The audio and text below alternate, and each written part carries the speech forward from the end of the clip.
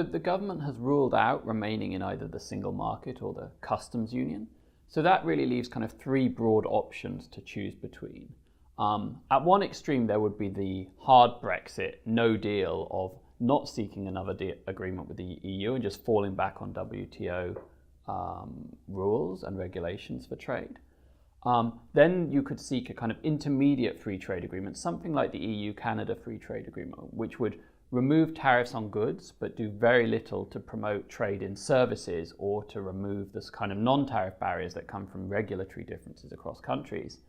And then I guess the softest Brexit on the table in today's discussions is whether the government should push for some kind of bespoke trade deal which aims to simultaneously give the UK more control over immigration and regulation while also maintaining current levels of access or close to current levels of access to the single market.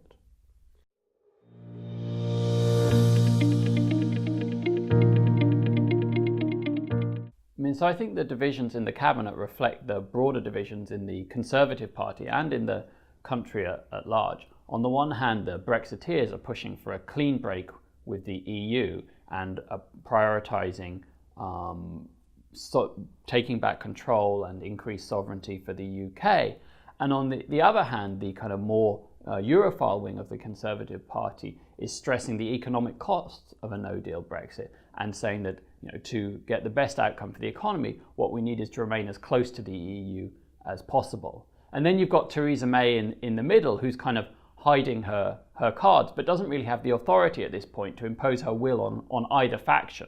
So until one faction gets the upper hand, we're going to continue to have this division in cabinet and the government failing to come to any kind of consensus.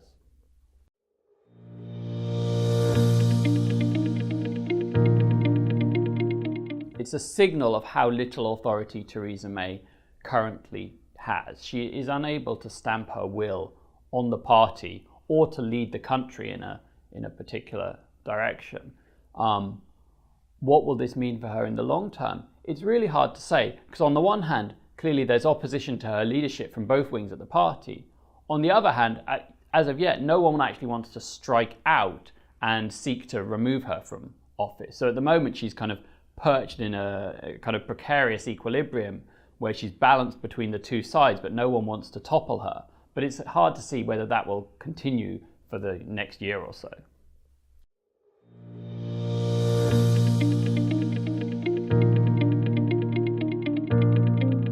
Regardless of what position the cabinet eventually agrees on, the main factor which will determine what a future UK-EU agreement looks like is actually not what the UK wants, but what the EU wants. And the EU has already made it quite clear that if the UK isn't going to stay in the single market and the customs union, then the kind of bespoke deal which some parts of government have been talking about, that's not really on the table.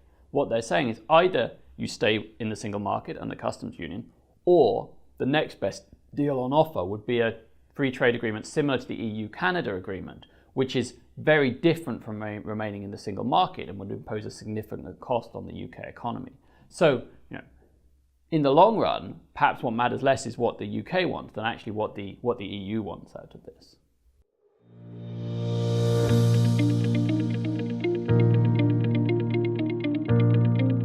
In December, the UK and the EU reached a preliminary agreement on the terms under which the UK would leave the EU. But what we now need to start talking about is what any future relationship between the UK and the EU will look like. Does it want to remain close to the EU and keep trade barriers relatively low? Or does it want a clean break, which would lead to a larger increase in trade barriers, but also greater control over immigration and regulatory policy?